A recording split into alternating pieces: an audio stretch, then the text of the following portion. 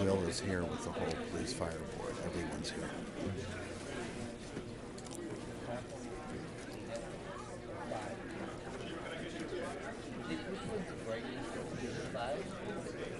Will Evans, right? Correct. Is he here? Yes, he's standing. He's on the far end. Okay. You can't see his head. Good evening. Welcome to the safest place in the United States of America. It's a pleasure to welcome everybody to the meeting of the Skokie Village Board for Monday, December the 16th, 2019. This evening we will be led in the Pledge of Allegiance by Village Clerk Pramod Shah. I pledge allegiance to the flag of the United States of America and to the republic for which it stands, one nation, under God, indivisible, with liberty and justice for all.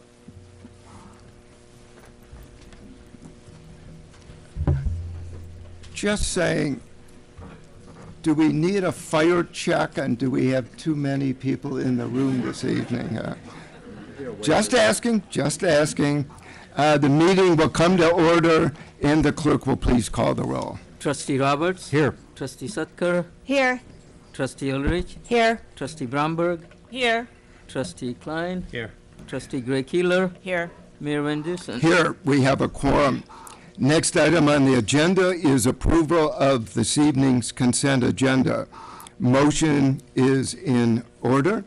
Trustee Roberts, seconded by Trustee Sutka. Is there anything on the consent agenda anybody would like to have removed?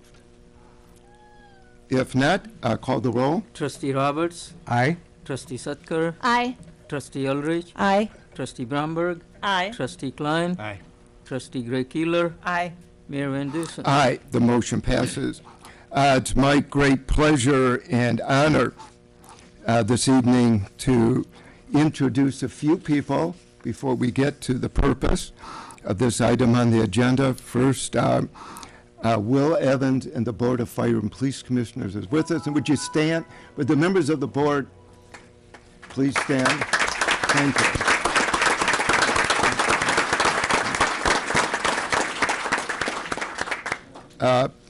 By and large, the men and women who are here this evening have passed through the Board of Fire and Police Commission, and they've done an outstanding job for us, so thank you.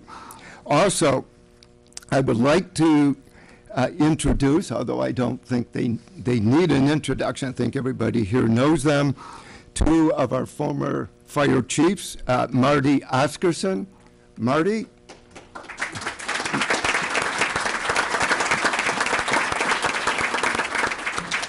Marty and I had an exchange earlier as to whose beard has gotten the lightest. I think that one I may have won. Jim Walters is also with us. Jim, thank you. And our police chief is with us this evening as well, Tony Scarpelli.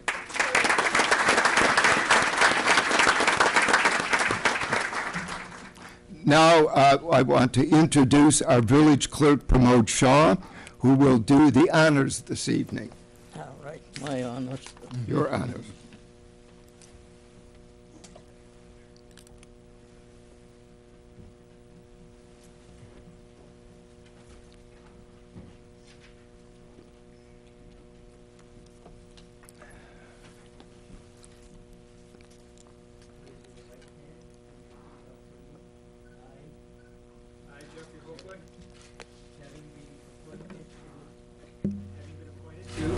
The office of fire chief The office of fire chief in the village of in the Skokie, village of Skokie, in the county of Cook, in the county of Cook, do solemnly swear do solemnly swear that I will support the Constitution of the United States, that I will support the Constitution of the United States, the Constitution of the State of Illinois, the Constitution of the State of Illinois, and that I will faithfully discharge and that I will faithfully discharge the duties of fire chief the duties of fire chief according to the best of my ability. according to the best of my ability. Congratulations.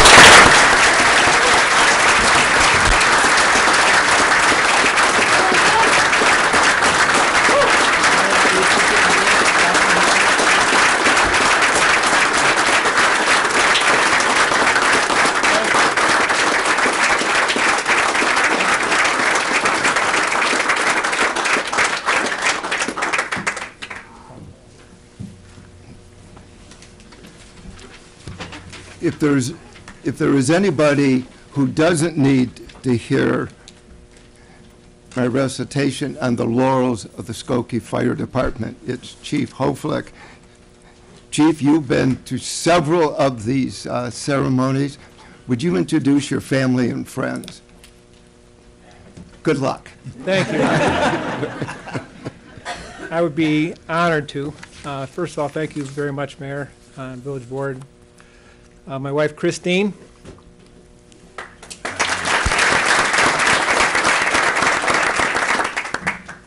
My daughter, Nicole. My daughter, Katie. Katie, keep standing. Her husband, John. Their son, Dean, Teddy, and Rosalie.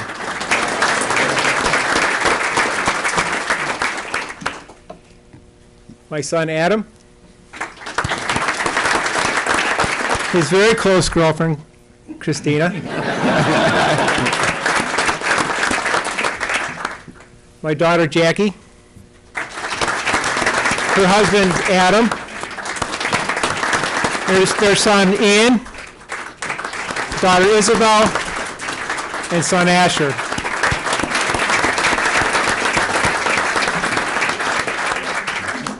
My sister, Jenny. Her husband, John. And my brother, Jim. My mother-in-law, Dorothy. Son-in-law, brother-in-law, John.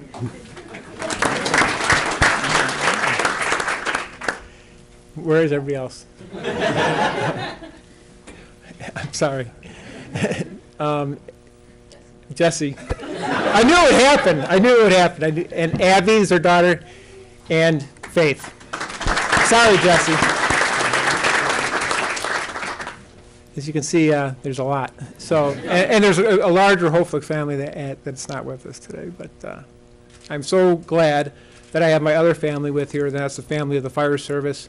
All of these men and women who I'm very proud to serve with, and have served with. I couldn't be more proud and happy that you're all here with me. Thank you. John, which department are you with? Woodstock. Woodstock, welcome.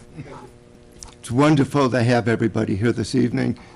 For those of you who may not have heard the previous laurels, we do indeed truly have the best fire department in the state of Illinois, despite what Jim Walters might tell you.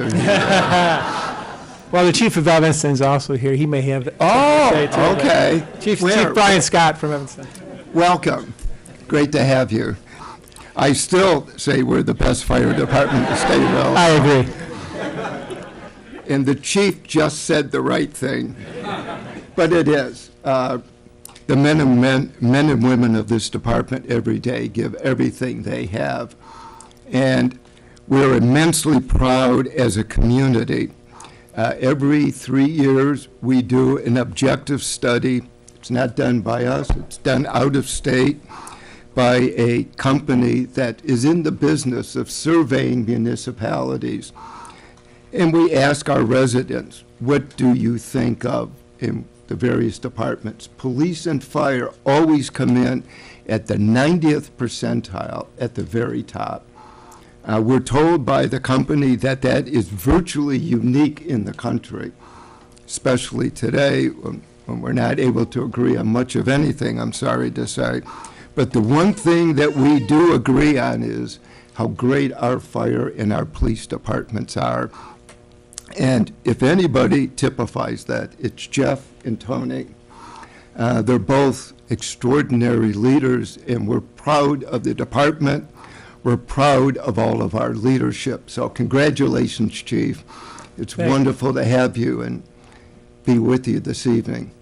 Thank you. If I may, I would like to say a few words. Of course. So it is a true honor to be sworn in as the chief of the Skokie Fire Department. It is an incredible responsibility, and I thank you for allowing me the opportunity. I am humbled to serve such a prestigious department as the Skokie Fire Department. With its rich history, strong traditions, and commitment to excellent service.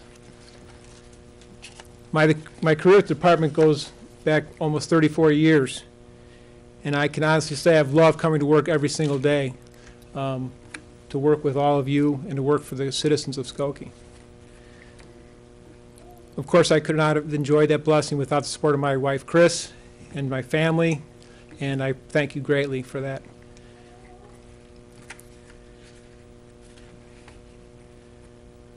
I've been fortunate to work alongside and under some truly wonderful leaders who have mentored me, and I can't tell you how much I appreciate that. And those of you, I'm not going to name names because I would leave someone out, but it's many, if not all of you, who I've learned something from and will continue to learn from in my new role.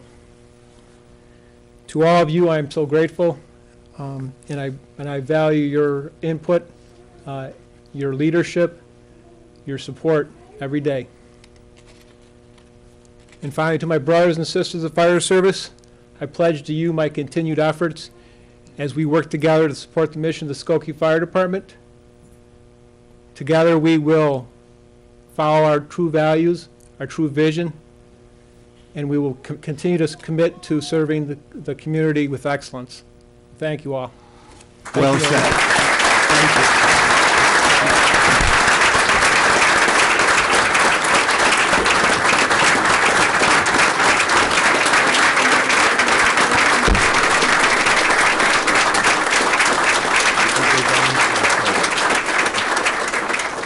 And I know everybody wants to stay here for the Commercial Corridor Storefront Enhancement Program Report, but I'm sorry, we're going to take a break so we can all congratulate our new chief. So we'll recess for about 5 minutes.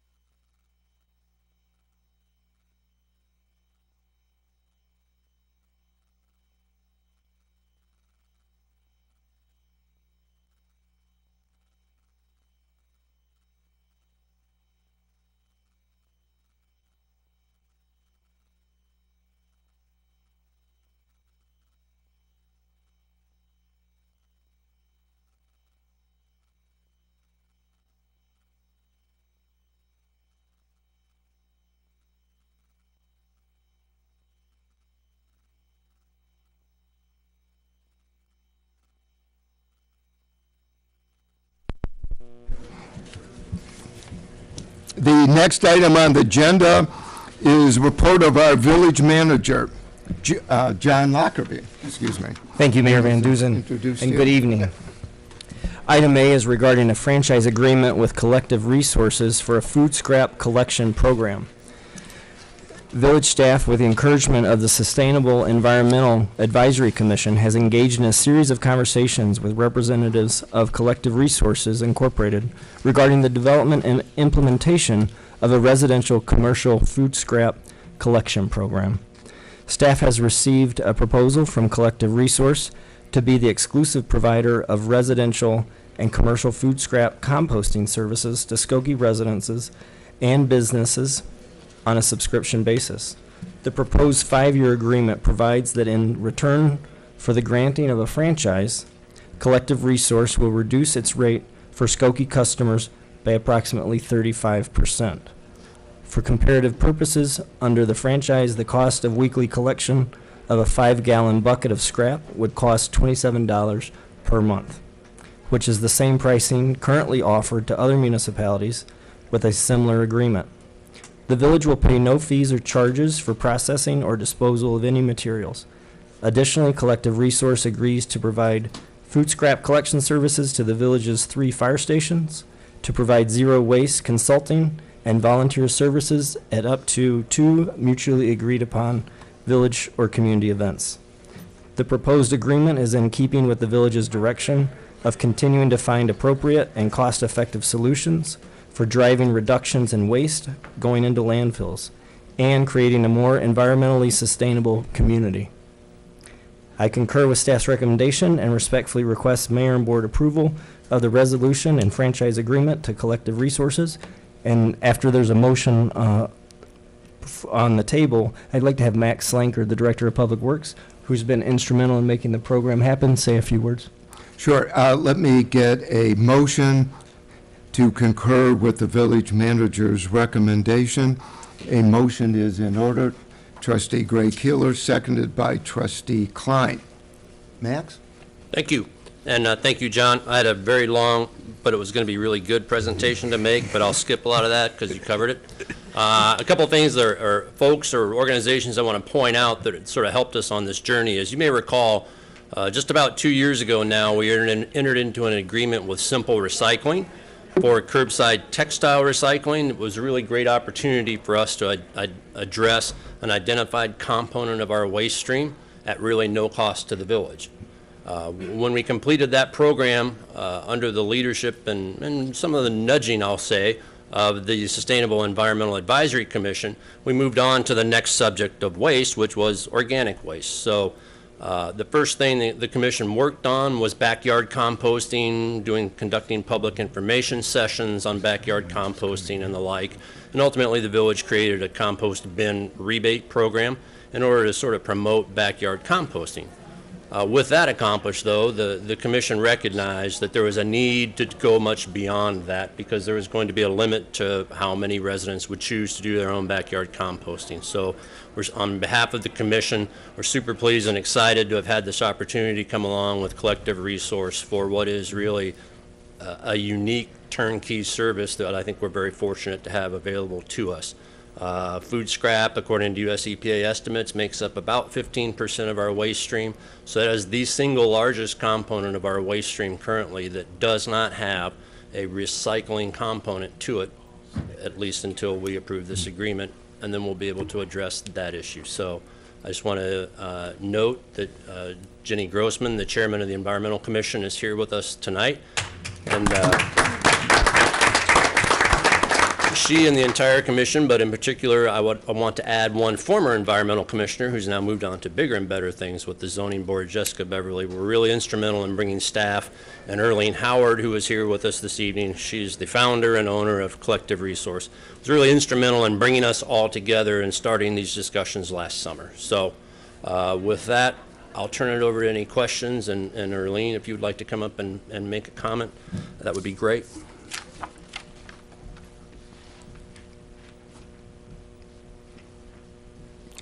And Jenny, would you, while we're doing this, would you just stand up for a moment so everybody can recognize her? The amount of time that this has taken is enormous. And with the summary this evening from John and Max, it sounds like it's pretty easy. It is not. It's very complicated, and I just want to thank Max, Jenny, John, the entire commission for some very hard work. And I'll turn it over. Thank you so much for having me here tonight and for considering bringing collective resource to Skokie. We've been working at it for 10 years, and this is exactly what we were hoping to do and continue to hope to do. Keeping everything out of the landfill that can be, that's organic and can be turned back into soil, is our mission, and we do a lot of education and work around that every day. So really appreciate your deciding to join in to our efforts. Trustee Sucker. So for the residential, I don't understand about how townhome associations and condo associations and those kind of things can get involved, or if they can or can't. Yeah, so there are two different container sizes. If a single person who lives in a multi-unit building wants to do the composting, they could still do it themselves in a 5-gallon bucket, just like people who are in a single-family home. Sometimes large families or families go in together, or in a multi-unit building, they can use a 32-gallon tote. And generally 24 people could fill that up in a week. Some people share it and do an every other week pickup. So there's a lot of ways. It's just a smaller version. The 32-gallon tote is just a smaller version of the regular trash and recycling dolly cards. And we have them distributed in a lot of different residential and multi-unit building uses. Trustee Klein. I'm just questioning about the container. It's just a plastic container with a lid? Yeah, so there's two different containers. One's a 5-gallon bucket that has a lid that clamps down on it. And then there's a 32-gallon dolly cart that has a flip lid, somewhat like just the regular garbage cans. It's designed in a way that it cannot be climbed, which is usually the first question about what can get on top of it. You can't, if you're a squirrel or another four-legged, climb on top of it. So we don't have an issue with any kind of concerns around that. Are people with alleys, is it picked up off the alley, or does it have to be? So the 32-gallon tote can be put into the alley. We don't recommend that the buckets be put into the alley. We recommend that people keep them on their properties and give us permission of where they would like them to be traded out from. It can be whatever is agreeable to the homeowner, where we come to get them. The 5-gallon buckets just seem to be trash we have to work with your trash haulers to make sure when they see them that they don't take them. Groot learned very quickly in Evanston that they shouldn't take them because they have to pay $10 every time they do take one to the homeowner so that they can get their bucket replaced. So they learned pretty quickly.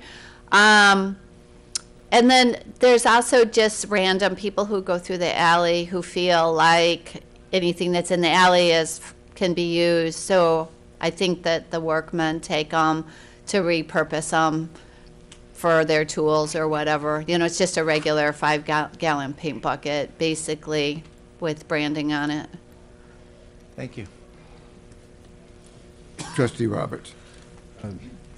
Jenny and Max, I just wanted to echo the mayor's comments and thank you. As your liaison, I see firsthand every month how hard you've worked on this, and your dedication and hard work is paying off, and to Jessica and the other commissioners as well. I was appreciative of your memo, and I thought maybe Max or Erling, what I was impressed with is currently you estimate in Evanston that you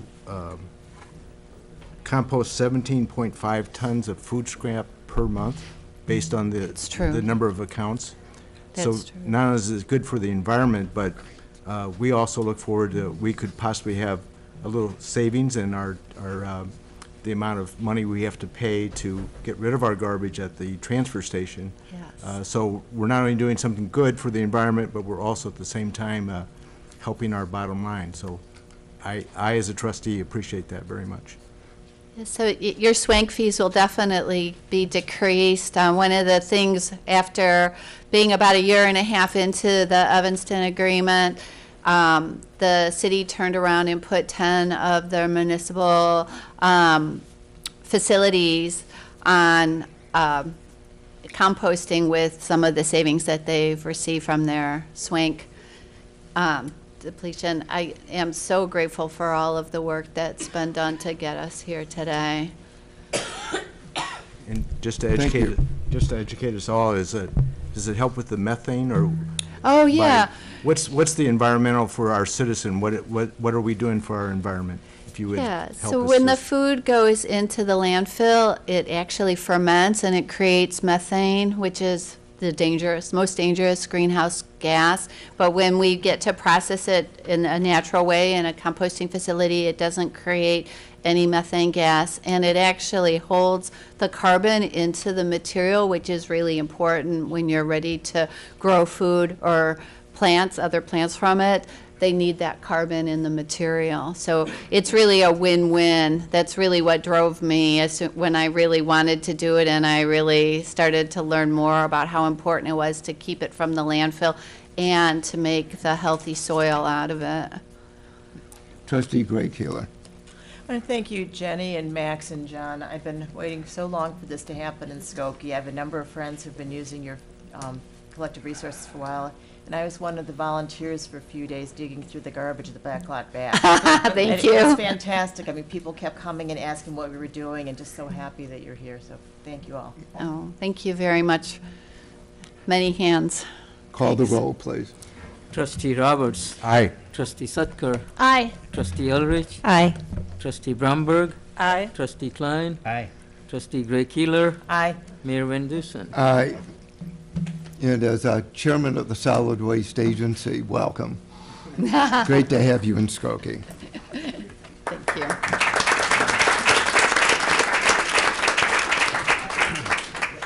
It's a happy night. Next item. Let's continue that happiness. Excuse me. Item B is regarding the Commercial Corridor Shorefront Enhancement Program at 3950 Church Street. Kenan McCoo is here this evening, and he is the owner of award-winning Yimmy's Cafe to be located at 3950 Church Street.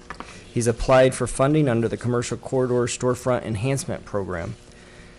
His renovations plans of a former dry cleaner space, which has been vacant for over 2 years, include new flooring, bathroom, framing, drywall, plumbing, painting, electrical, countertop, fixtures, and exterior signage.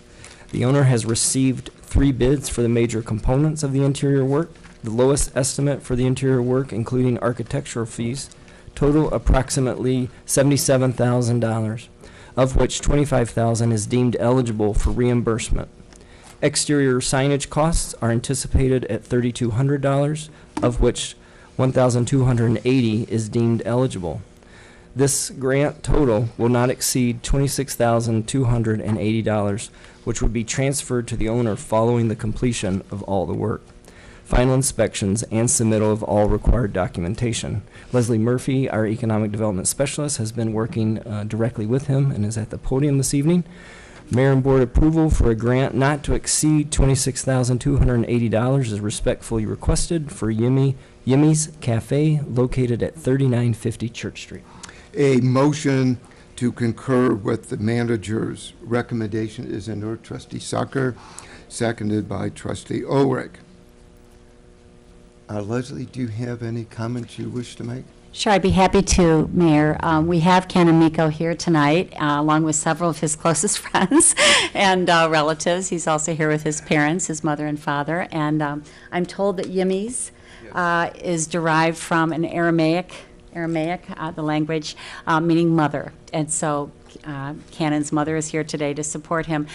He's been doing, you may have already tasted his coffee. He's been doing pop-ups all over the Chicago area for several years now, and was most recently stationed over at Westfield Old Orchard for a couple of their events this past year. So he's got a huge following on social media, and this will be his first of what hopefully will be a beginning of a franchise. We've had a few of those recently get started here in Skokie, so we're more than happy to support Cannon and his team. He's also going into a center that we're told it's where Kaleidoscope Dance, the martial arts studio, a fitness studio, they are all dying to have a place like this at that location. So I think you're going to fit in very nicely with their other tenants. Do you want to say anything else, Cannon? Thank you. First of all, I would like to thank you all today for being here. Apologize, I'm very sick, so if my voice isn't clear. I'm very excited. I'm very excited to be given this opportunity. I've already began putting up a coming soon sign, and I put in social media on the stores, and all of the little kids from Kaleidoscope Dance Studio keep messaging me saying, "Oh, we're so excited. We can't wait to come drink coffee before dancing." And I was like, hopefully if your parents approve it. Yeah. But honestly, I am honored and blessed to be here with not just the support of my friends and family, but also some customers that have come and mentors that have supported me and helped me, guide me through the way. And I'm honestly really looking forward to beginning my future as a business professional within Skokie. I have marketing experience as well. I was in the field for about 5-6 years, and I currently also have a marketing firm, which my brother will be taking over in the future, hopefully. So definitely that is something I'm honoring and priding myself in, the advertising efforts that I'm putting into the coffee shop as something that, you know, I feel like would work very well with a coffee shop in the village of Skokie, and I'm just really great to be able to do it in a village that I grew up in. So, Well, Trustee Sutker and I live in your neighborhood. So do I. And yeah, sure. yes, exactly. I better see all of you there. And at the recent community forum we had, couple people who live in your neighborhood said, the problem with our neighborhood is we just don't have a good coffee shop. I didn't tell them I knew about your plans. I just said, well, we'll do our best. You're going to make us look like miracle workers. So welcome. It's great to have you. Thank you. I appreciate that. Thank you. Our neighborhood. Call the roll, please. Trustee Roberts. Aye. Trustee Sutker. Aye. Trustee Ulrich. Aye. Trustee Bromberg. Aye. Trustee Klein. Aye. Trustee Gray Keeler. Aye. Mayor Van Dusen. Aye. Welcome. Thank you. Thank you. Appreciate it. Thank you.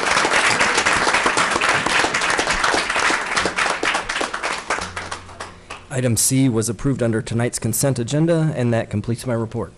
Thank you. Next item is report of our Corporation Counsel, Michael Lorge.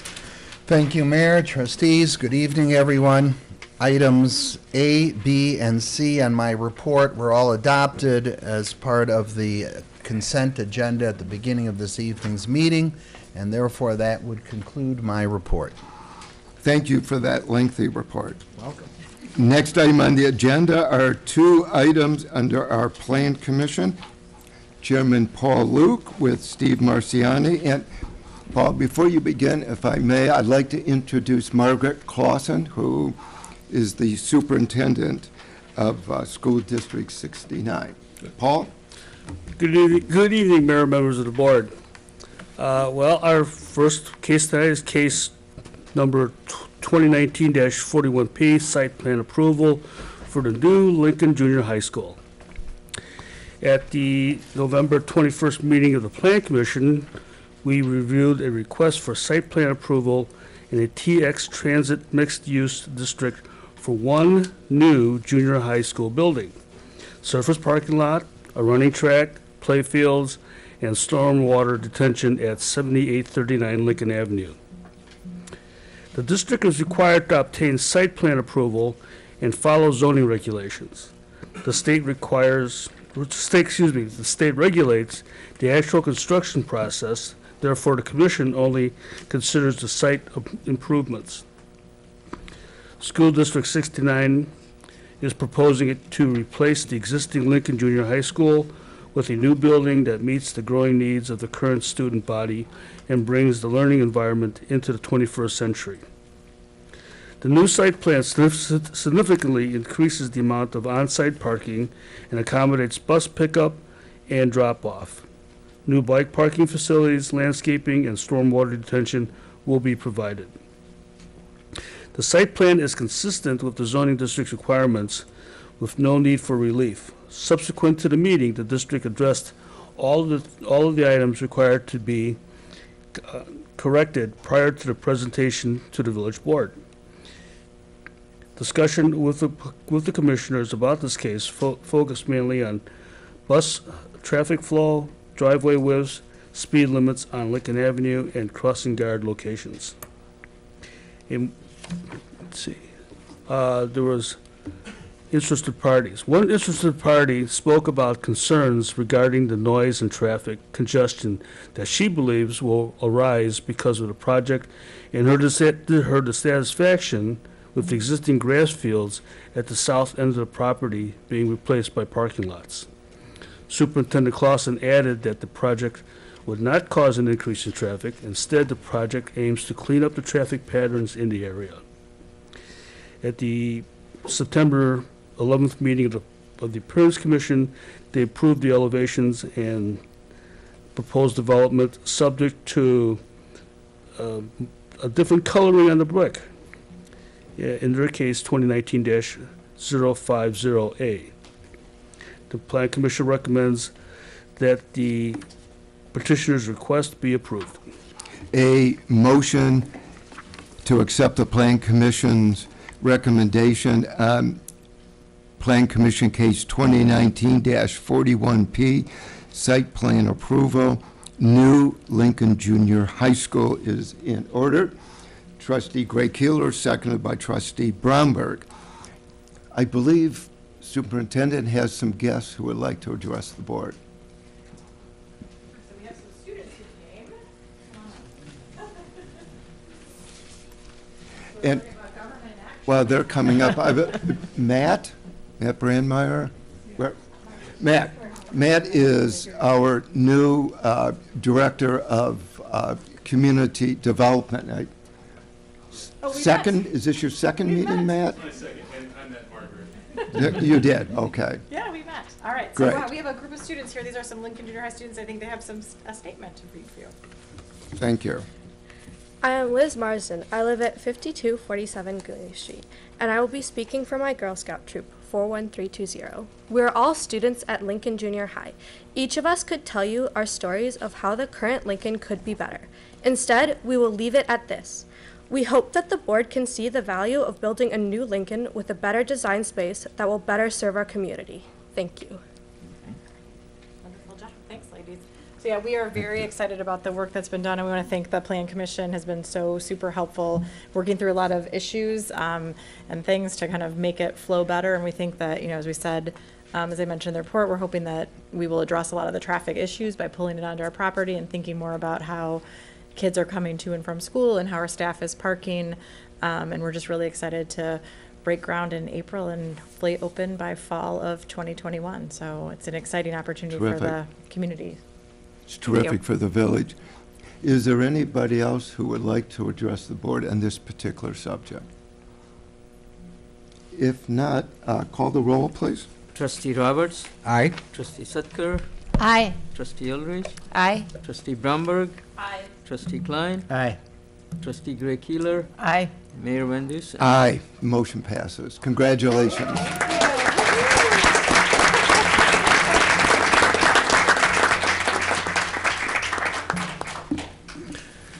My next case tonight is case 2019-42P, alley vacation. At the November 21st meeting of the Plan Commission, we reviewed a request from the Village of Skokie to vacate the north-south alley adjacent to 3806 Foster Street, 3820 Foster Street, and 9509 Avers Avenue, and the north-south alley adjacent to 3805 Foster Street and 9459 Avers Avenue.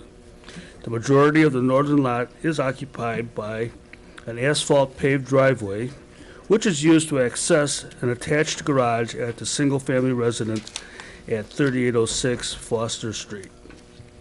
A shed belonging to the resident at 9509 Avers is present within the northern corner of the alley.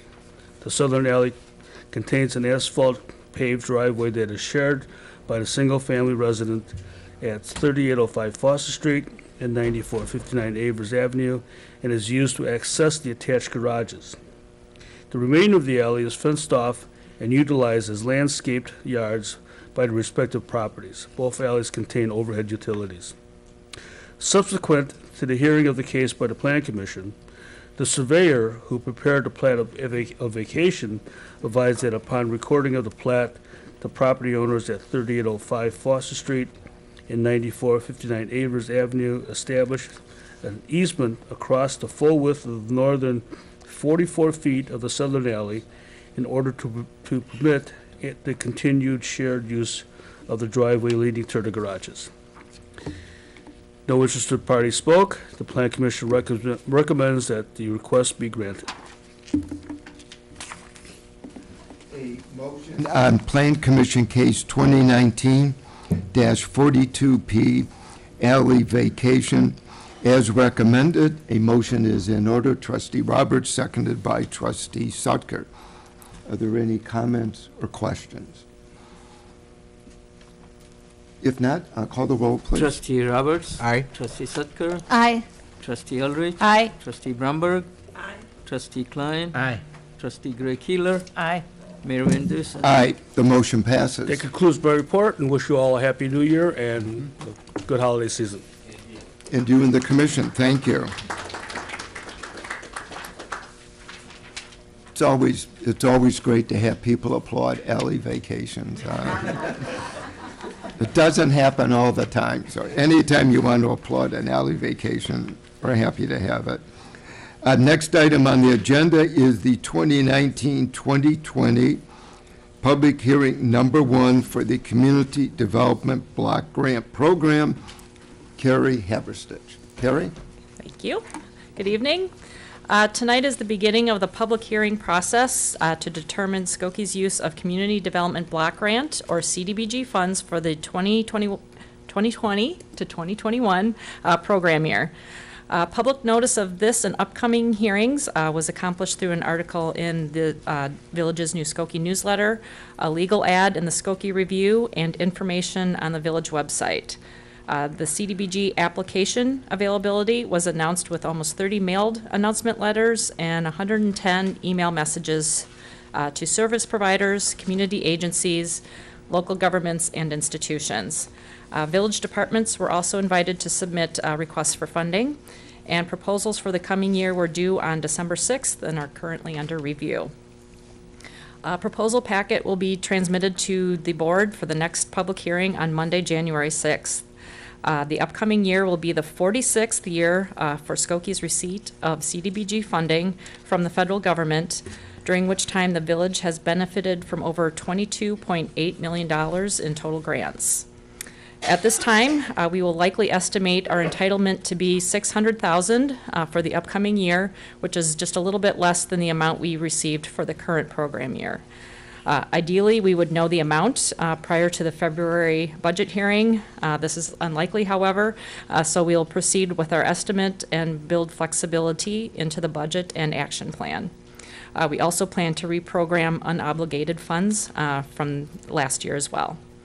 By way of background for everyone, Skokie is an entitlement community with a population of more than 50,000 people. We're roughly 65,000 right now, which allows us to receive CDBG funding directly from the federal government. The village is able to develop its own programs and funding priorities, unlike smaller communities who must go through the state or the county for funding of individual projects or activities. Funds must be used for projects or activities that principally benefit low to moderate income persons, address potential or existing blighting conditions, or are in response to a major community emergency. At least 70% of the project funds must go toward activities benefiting low and moderate income persons. The intent is that 100% of Skokie's funds go toward activities meeting the low moderate income benefit test.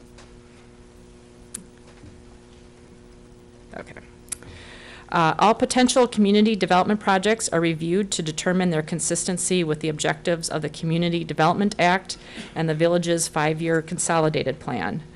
Projects specifically benefiting identifiable groups of low and moderate income people are given priority. Funding priority is also extended to institutions and community agencies that serve the needs of low and moderate income residents and projects that remove architectural barriers to disabled and elderly residents. Tonight's hearing is also being held to review the progress of our current program year activities. The board has received a report that outlined the status and progress of fiscal year 20 and also outstanding fiscal year 16, 17, 18, and 19 Cdbg projects. Also included was our annually updated funding matrix showing the history of grants to agencies and organizations. Over the life of the Cdbg program, grants have been awarded to 37 different service organizations, totaling over $5.2 million. The village also continues to have an excellent Cdbg disbursement ratio, defined by HUD as the unspent balance in our treasury account divided by our most recent entitlement amount. HUD calculates this for Skokie in March of every year and expects entitlement communities to have a ratio of less than 1.5. The village's disbursement ratio at the close of fiscal year 19 was 0.16, which is considered exemplary. Since the report was included in the informational packet, I will highlight the Cdbg program's progress through December this month. And please keep in mind that HUD's funding announcement was made in April, delaying the submittal of the village's action plan to HUD by about 6 weeks. So our timeline of construction type projects are a little delayed. So just to go over, the village's current 5-year plan has 5 goals: make housing affordable, accessible, and sustainable, improve public infrastructure, and improve facilities. We have 1 service goal of provide financial assistance for programs and services, and 1 planning and administration goal of conduct planning and administration activities. And we'll go through the projects that are on the following list that are underway. We've had a pre-construction meeting, so they're either underway or we're just wrapping up the final paperwork. Pending, they may have gone to bid, but we haven't gotten to the point of having the pre-construction meeting. And then the best part, some of the completed projects as well. So underway, some typical ones. The regional assessment of fair housing, I'll go over in a little bit. Our home improvement program has so far assisted 7 homeowners. 2 future projects are under contract, and 2 approvals are also pending. Street resurfacing activities have wrapped up. It's just admin at this point. We've received 5 applications for the sidewalk replacement program. We've had pre-construction meetings for an ADA ramp, window replacement, and the Church Street HVAC replacement. Thresholds received has 2 projects this year, so one's wrapping up, the other one will get underway shortly. And then all our public services activities are underway as well. Pending projects, our affordable housing initiative is still in discussion mode. We can go through the detail on that at a future meeting. Turning Point, HVAC replacement, a lot of HVAC in recent years, as you can tell. So those are nearing commencement. Village Center upgrades for the CJE, Senior Life building just behind Village Hall here. Kitchen replacement and an ADA exam table. Since the report was sent out, we've had a pre-construction meeting for the Asian Human Services project, and the kitchen replacement and air volume replacement pre-construction meetings are actually scheduled for this week. So we're making progress. And then the best part, the completed projects. I'm thrilled to say that the Lieberman Center kitchen flooring project, which we started considering 5 years ago is finally complete at this point. Due to extenuating circumstances, primarily the waste pipe system for the entire building kind of put the project on hold. So actually, I'll show you a picture. This was before the equipment was put back in. The old flooring was actually kind of like a reddish color, so they updated the color while they were at it, and now it's more subdued gray, but it looks great without the equipment in there, so it's functioning very nicely for them. As you're aware, or may or may not be aware, Shore is in the old police department, and so this is the most exciting picture of their program year 17, which was a control panel, which will be a step in bringing up the system into the 21st century. This is digital, so any new components will be able to be plugged in and kind of controlled could be controlled remotely. But that was the most exciting picture we could find for that project. And I guess this is probably seems less exciting, but part 2 of their project is there are over 30 variable air volume boxes in the ceiling, which help distribute warm or cold air depending on the season. And so they've replaced 5 of those on the first floor. They're prioritizing the first floor because that's where the clients stay during the day. And so the green shapes there are where they replaced them earlier this year. So they'll be replacing at least 10 more in the coming year. So they've already noticed a difference in the atmosphere inside the building. And then also the Zacharias Sexual Abuse Center, they were part of a substantial amendment at about this time last year. And after the project was expected to be 2 or 3 days, it wound up being multiple weeks because there were issues that were discovered after the pavement was brought up, but it looks much better and functions much better, and it should make it through the winter as well. There was a drainage issue, so they took care of that, hence why the project took a little longer than planned.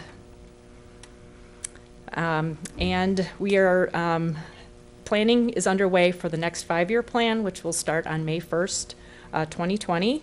So I'll just briefly go over the activities to date. In summer 2019, we had an intern that she helped us with department interviews, surveys, focus group meetings.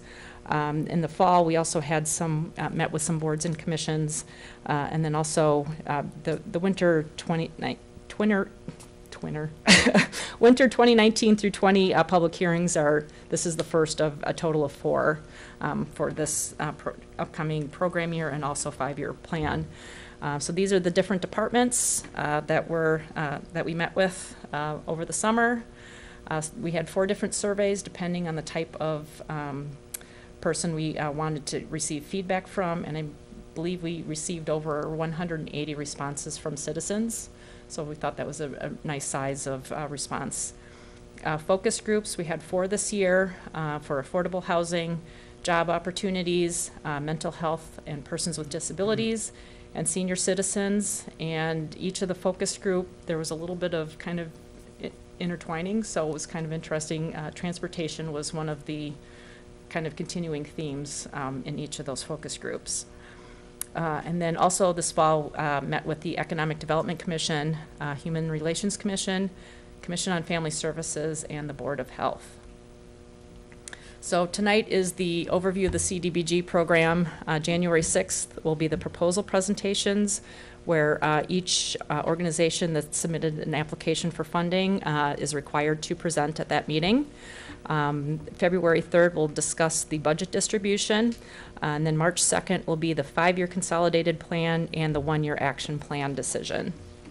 And to segue into just an update on the regional assessment of fair housing, this is an effort that the village entered into an agreement, I want to say about this time last year. There are 19 participating entities within the Cook County area. At one point, it was required. That requirement was lifted almost 2 years ago. But it may be required in 5 years, and the region chose to at least give it a good go at looking into fair housing issues. Cook County is the lead entity. Enterprise Community Partners is the consultant. And at this point, we expect some sort of additional public input in the first half of 2020. It may be a public hearing at the village board. It may be more of like there are a series of like informal open houses that are scheduled as well. So that's to be determined, but I may see you more than just 4 times this public hearing season. And in the end, the final report is expected in summer of 2020. And the protected classes that are being considered as part of the assessment of fair housing, there's 3 regulation sources at play: the Federal Fair Housing Act, the Illinois Human Rights Act, and the Cook County Human Rights Ordinance. All 3 of them cover protected classes such as race, color, and religion. The Illinois and Cook County human rights regulations include additional protected classes such as ancestry, age, and marital status. In addition, the Illinois regulations have an order of protection status, such as domestic violence. And then the Cook County Human Rights Ordinance has additional protected classes of source of income, gender identity, and housing status. So these all are factors that are considered as part of the fair housing assessment. Currently, the process, we're in the analysis phase. So phase 1, kind of wrapping that up. So assessing and analyzing past goals, strategies, actions, and issues. Phase 2 will start in the beginning of 2020, identifying and prioritizing contributing factors to fair housing issues. And then phase 3 will be setting priorities and goals and linking that to a plan for implementation. So with that, Okay, any questions? I just want to make sure that we have the timeline correct. Mm-hmm. At meeting number 2, or public hearing number 2, Mm-hmm. January 6th, that's when the program vendors will make their presentations. Yes. Meeting number 3, which is February 3rd, the board will vote on the budget distribution. Yes. And then there will be a meeting, what March date in 2nd. March? March 2nd? Yes, March 2nd. And then there will be 2 votes that evening. One will be the 5-year consolidated fair housing. It would be the 5-year consolidated plan and the Okay. 1-year action plan. So there'll be 2 votes, one on the 5-year, one on Yes. the 1 year. Okay. Yes. Did anybody have any questions? Thank you. You're welcome.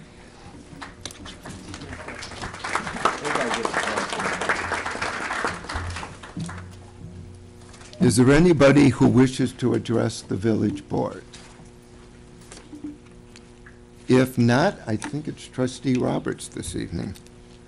Make a motion to adjourn and wish everyone happy holidays. and Happy New holidays, Year. everybody. See you all in the new year. Welcome.